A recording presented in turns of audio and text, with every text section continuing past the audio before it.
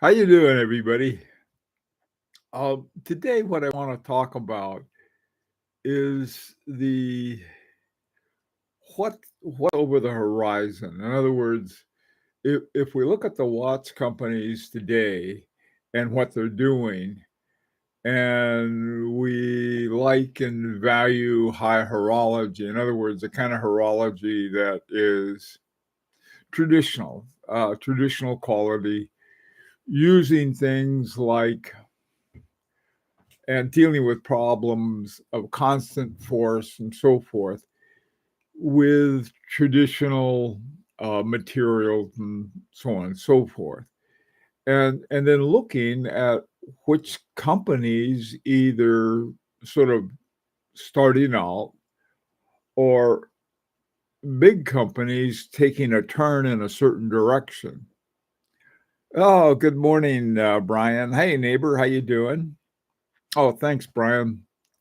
Anyway, that's what I thought we could kick around is that where are watch companies going? And let me say this in all seriousness: in order for us to get what we want, the watch companies that we're dealing with have to survive financially, and so I suppose it's like you have there's more money over where there's a lot of, I'll say, sort of junk horology, for lack of a better term. By junk horology, I mean something that works, but it's not.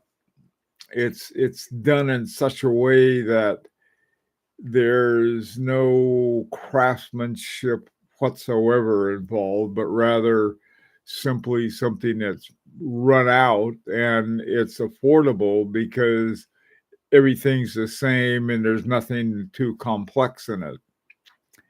Hey, Stephen. Hi, Goldfinger. Hi, Jose. How you guys doing? Good to see you. Anyway, these are some of the things I've been thinking of, and I've been looking at stuff, and there are a lot of different things going on, and I got questions about it for this afternoon at the 4 o'clock thing. What I'd like to talk about is what happens with partnership, not partnerships, but rather when a company buys a stake in another company, because we're starting to see a lot of that going on. I mean, I don't think we're starting it, it's been going on for the last several years.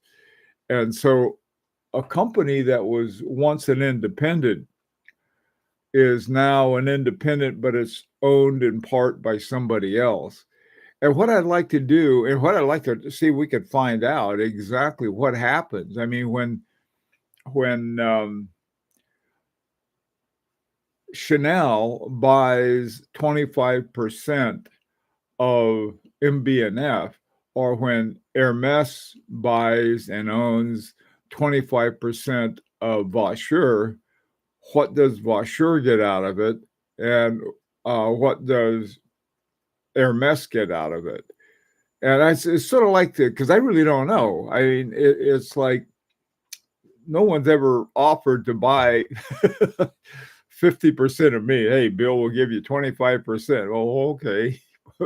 But what do they get? I mean, if do they when they own a stake in something? I suppose it's something like well, it is and it isn't. I don't think it's for the profit of the company that is. I don't think Hermes figures, okay, if we buy 25% of Vaucher, we're going to be able to, it's like an investment and you get so much back out of it. That's what I'd like to talk about this afternoon. This morning, what I would like to focus on is over the next 10 years, what can we expect to see? Are we going to see more stuff like the silicon going into not only the hairsprings, but every other part of the watch and end up with sort of, I don't know what, are the companies going to go whole hog with AI? And so this happened, I think, to some extent already with there's this company that Festina owns, and I can never remember the name of it. But what they did is really very interesting. Hang on a second, I'll look it up. Watch.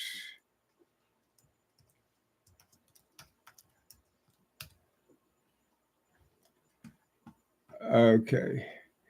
All right. They have a company, Festina does. Now, for those of you who don't know who Festina is a Spanish conglomerate. Okay. They're sort of like Richemont or like Swatch, but they're not as big.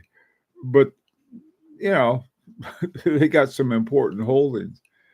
The company is called Manufacture Horology Valet de Jour. Um, and this either Soprod owns them or works with them or something like that. I'm not sure. Soprod has sort of been around different places, and they've had different kinds of movements. And I I'm sort of wondering. I think that they may be playing they may sort of like a light high horology role. Okay. Okay. Um, anyway, hey Dominic, how you doing? Steven, good to see you. Aldo, Dino, um, Ed, Nizar, how are you? I believe that soon big players will start buying micro brands to cover from the market crash. You think there's going to be a market crash? I hope not. I don't want to see a market crash. I don't know. I tell you the things in certain areas, at least in this country, um, are tough. But a lot of things have gotten a lot better. The economy is in really good shape, except for housing. Somehow, housing just spun out of control. Um, So, but otherwise, I think, people are buying watches. There doesn't seem to be any let down in that. I mean, the prices have gone down some since the immediate post-pandemic prices that went sky high. But I I was thinking companies that have provided us with really incredibly good horology, like FP Journe, they're sort of they're sort of floating out of affordability. I mean, $20,000 is not cheap. I mean, but that used to be sort of where you could the starting point for a Chronomat Blue. But today, I mean, Chronomat Blues have gone to the moon. And a lot of their other watches are double what they were just before the pandemic, and they were a lot before then. So, like a $50,000 watch would cost $100,000. But I I think there's a point of diminishing returns because, first of all, a lot of us would have thought anybody who would spend more than $100 on a watch was nuts. Okay. Um, I it's like so we're a small group. I mean watch collectors are. Uh Apple watches have they're not even I don't even think they consider um mechanical watches anything other than sort of a like yeah, that's sort of an old-fashioned way they used to tell time, which is true. And anyhow, so that's what I wanted to kick around. Where is it going? Who's going to be doing it, going, and so forth. Anyway, there you go. Look, Ed, micro brands are a gamble and don't offer the volumes the big players need for sustainability. Hmm. Tim G come back. No, who's Tim G? Somebody I missed. Um, I don't know. I've got I wonder. I mean, you see a lot of these young guys, and somebody pointed this out the other day to me, and I noticed it, but I hadn't said anything about it. And that is that your young talent, um, a lot of them are figuring, well, I can make $200,000 on a watch if I make like two or three watches that are really good. Why not do it that way? Um, Peterman Badat is an example. Nadeau, what's his face, a French kid who's so talented. And a lot of these other ones are like super talented. Um, but they're going off and they're making these really expensive watches. And so it's sort of like what I guess I'm asking about. Where is sort of a high quality flow? Who's it going to be? Where is it going to come from? What is it going to look like? What role are things like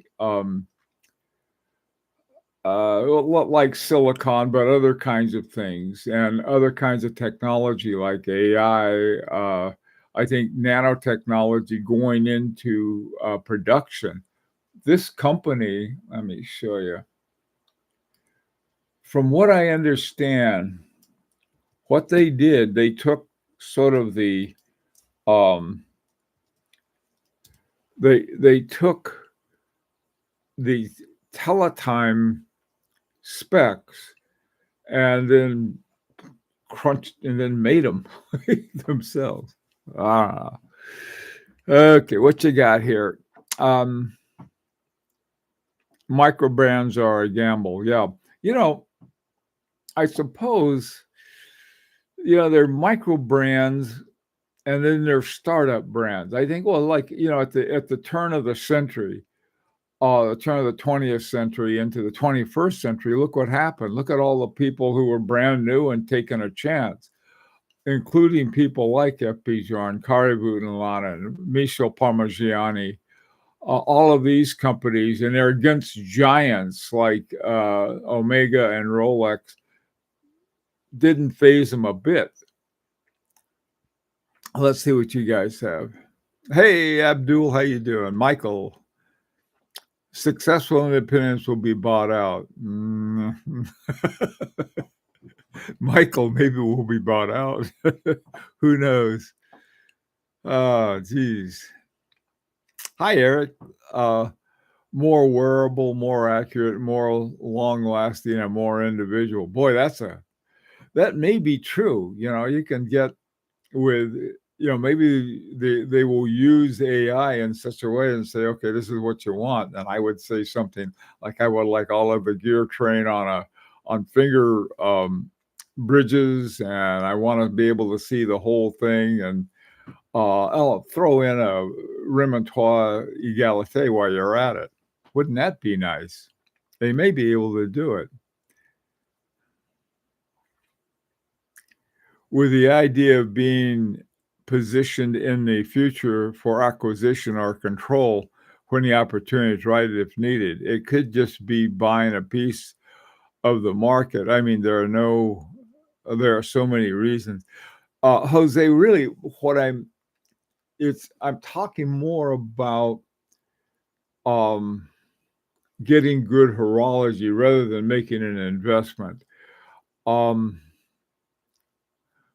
and large, I knew a guy who was a producer. He was in the movie business in Hollywood, and there was an old TV show he was a director or producer of called Cagney and Lacey, and we were talking about investments in movies, and he said, go to the horse races, you'll have better luck.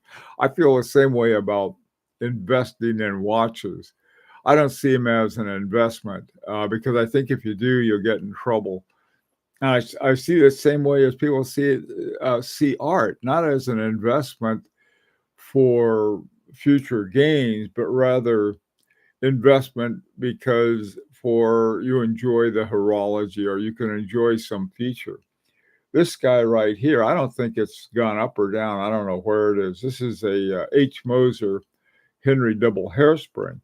Well, this watch has just been a joy, and it's accurate. I like the way it feels. Just everything about it I like, and that's what my investment is for, is to get a watch like that with something interesting horologically to it, the double hairspring, this kind of stuff. Okay.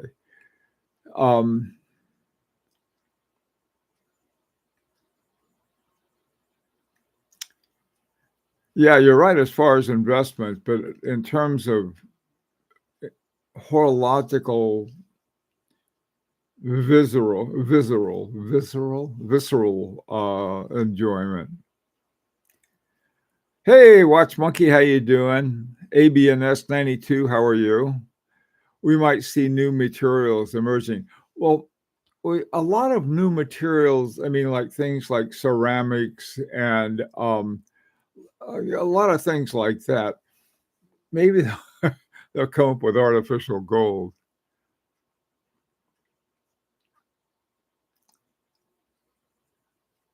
Did you ever think of getting a dorm booth yourself? No, I haven't. I did think about it, but I just wasn't. There were some other things I wanted instead. Even though I like them, there are a lot of watches that I really like, I really appreciate, but I just not interested in owning, and that's and they're even affordable. I think, Abdul, I think AI and 3D scanning and printing watches would be individually finished per customer measurements. I don't think that's too far off either. I agree, Abdul. I think something like that. And I don't know. I just don't know. Sometimes when you do that, you end up with some pretty freaky stuff, and I wonder if who would go along with that. They may, I don't know.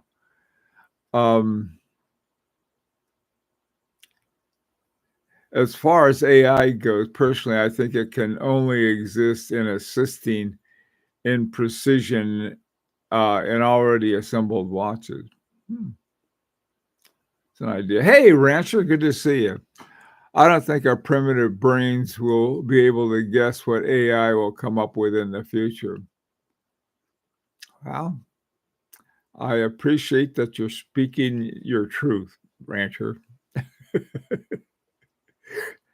No, I think what we'll have, maybe we'll be able to, they'll implant electrodes in monkeys and they'll be doing all the work, and then we'll have the Planet of the Apes.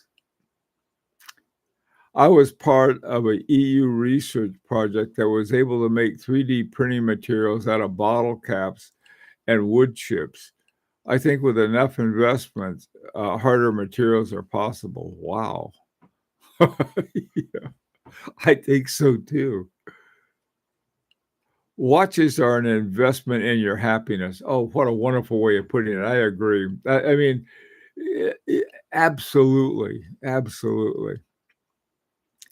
Dominic, more customization because it's easier now based on the machines. I think so too. Here's sort of one of the ironies about that, Dominic. That people want to have to be very individualized for their personalities. On the other hand, people also like certain recognizable elements of a brand or the brand itself. So I wonder where one will start and the other one will end. For example, let's say that Rolex says, okay, we're going to have these things individualized, and somebody comes up with some god awful thing that they love, and it says Rolex on it. Would they, wait a minute, wait, would that work? I don't know. I think that the future, though, you could have a lot of the the same machinery that can bring standardization can also bring individuality. I don't know. I think we're in for always for an very interesting ride in the next 10 years. I think Patek and AP already making watches at an industrial grade restaurant to making them in their 56 lineup. I industrial grade. You mean in terms of volume, Abbins?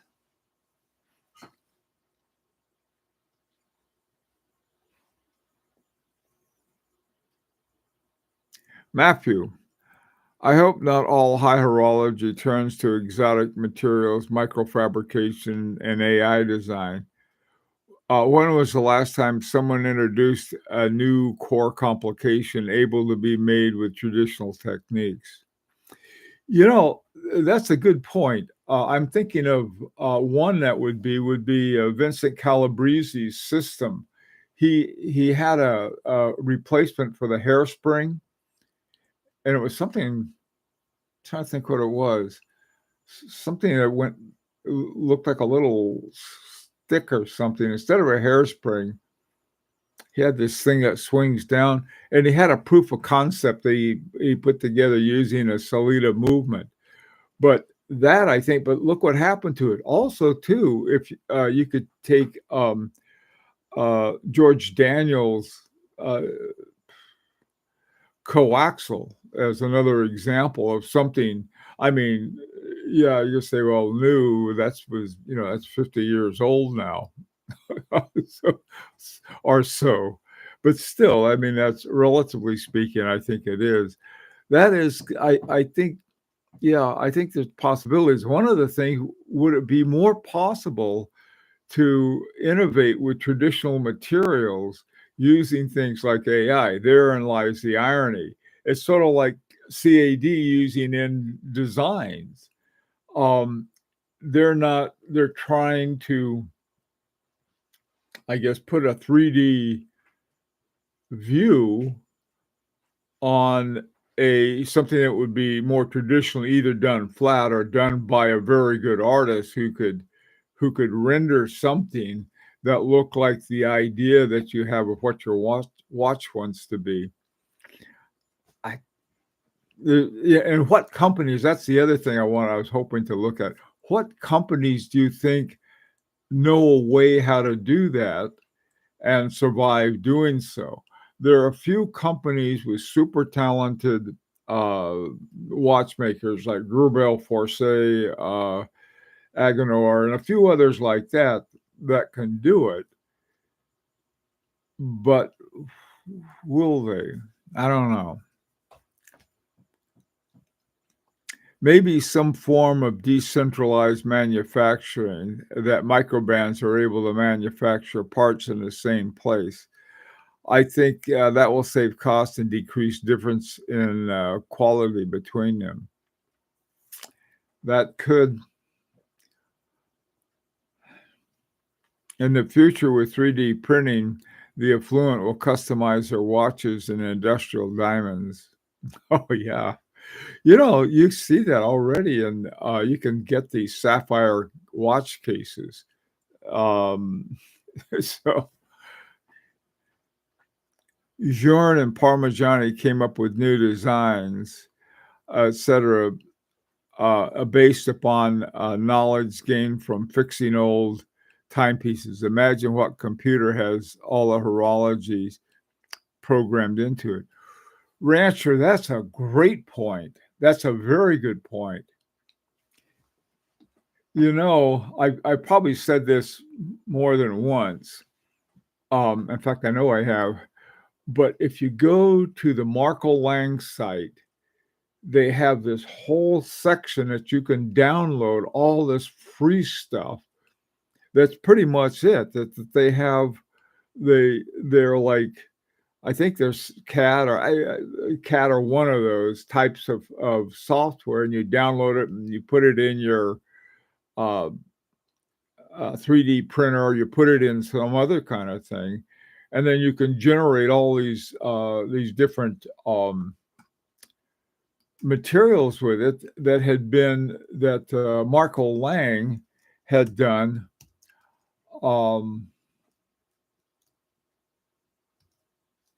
Hang on, let me get it and put it up. I'm sure what I'm talking about. He's got this one section in his menu called CAD, and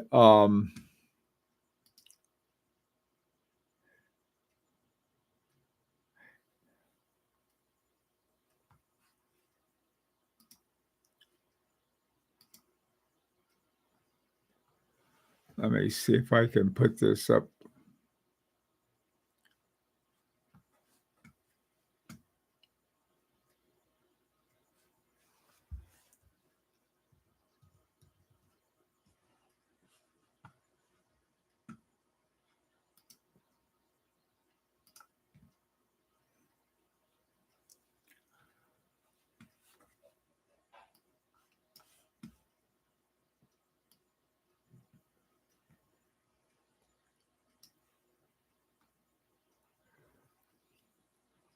It's they're in STP format. Okay, let me show you. I think in a way this is may or may not be what Rancher was talking about, but here you have the gang model, not Galileo Galilei. This is some kind of gizmo, and Marco Lang, I think, has put together this a download for it, and you can download the I'm not sure what kind of software file that an STP file is. That's one file I have. I've worked with all kinds of files. Particularly, you can get it in STP, STL format. And if you're into 3D printing, I guess you can take that and then 3D print it up. And so what Rancher was talking about, I really there you have something from traditional though that you can bring in with that's amazing stuff. Okay, let's see. Yeah, the other thing too, I think that's really important. If a watchmaker has experience working with restoration, that's where we get our best watchmakers from. And I don't think there's a single top watchmaker today that hasn't spent at least some time with restoration. In fact, Parmigiani was doing restorations for the Sandoz family. They have some incredible collection of clocks and watches, and he was doing that. And they said, wow, this guy's really good. Let's start a watch company. So that's what Parmigiani came from. So, but for the future, man, I don't know. I mean, what companies are going to do it? That's the other thing. That I think would be very exciting. I'm really enjoying my Tudor Black Bay 925 made of pure silver. Wow, that's interesting. Oh, hey, Tuna. Okay, volume also amount of hand finishing. These brands mostly rely on their past legacy. Once in a while, they bring in new movements. That's it. Okay. If that's it, that's it. Abdul, maybe we will see more fashion brands buying up parts moving. The fashion brands, the thing that they have is just they're incredibly rich. I mean, we think of Rolex. Oh, Rolex has got more money than anybody. Not true. They got companies like Chanel, like LVMH, was it LVMH, Louis Vuitton. Those companies, they are just eye-watering rich. They really are. I mean, compared to watch companies, even our rich watch companies, even our rich watch company groups. This is something that sort of bothered me a little. I'm a big fan of Parmigiani watches. I have 4 of them. Soon I'm going to have 3, but that's another story. What I've seen is sort of a flattening of their line of watches, and they're doing much better financially. So it's sort of like, well, we don't want to have anything that's too crazy out there, like my Ovale with its pantographic hands. And so they're making things. They're nice looking watches. Maybe that's what people want. And they could, give them a nice looking watch with an automatic movement that works most of the time. And they're happy.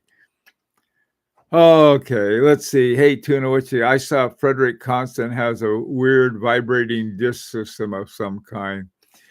Yeah, you see these things are like Moritz Grossman's Hammermatic automatic, which I think is sort of cool.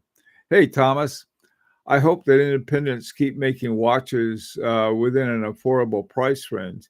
Stefan Kadoki and his House Caliber 1 watches, Andreas Streller and his Sina brand, and Lurique. Hey. Oh, Lurique. You got that is so much work. Or imagine affordable watches having the durability of RM. Richard Millet. Okay, let's see. I feel with technology advancement in manufacturing and automation, costs should go down. Theoretically speaking, I hope so. That'd be nice. Dominic, speaking about watchmakers that did restorations, I'm heading to RGM open house today in Pennsylvania. Oh, that sounds like fun. That really sounds like fun. The guy, what's his name? Murphy, Roland Murphy. If you meet Roland Murphy, he looks like anything but a watchmaker.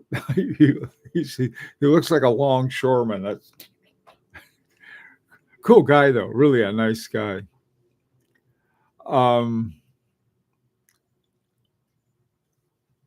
Hey, Lazard, how you doing? I can't wait till metal 3D printers become more affordable. Then you could 3D print your own movement, case, dial, and everything. That they may. AI will design watches with silicon, everything. Yeah, that'll be fun. I'm not going to get one, but I'll get one and send it to Rancher. He can have it, show off. Look at what I got. Hey, Tuna. I can't imagine the prestigious band going cheap anytime soon. I think in a way, in my mind, Patek Philippe already has.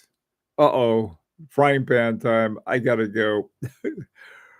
Let's see. Yeah, I agree, Dominic. Anyway, you guys, take care. Hey, now this afternoon, what I'm going to compare, I really want to look into what it means to have a stake in another company. In other words, what does it mean when Chanel most recently bought a stake in MB&F?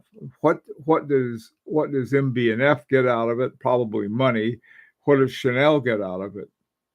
I don't think it's as an investment. Anyway, Rancher, no. I don't think that's going to happen, Rancher. Today I got one on my own, but I'm still dependent on you for afternoon topic. Anyway, guys, I'm out of here. Have a great day. Hope to see you at 4 o'clock New York time if you're still interested. It's yeah. I'll have a post up about it soon. Take care.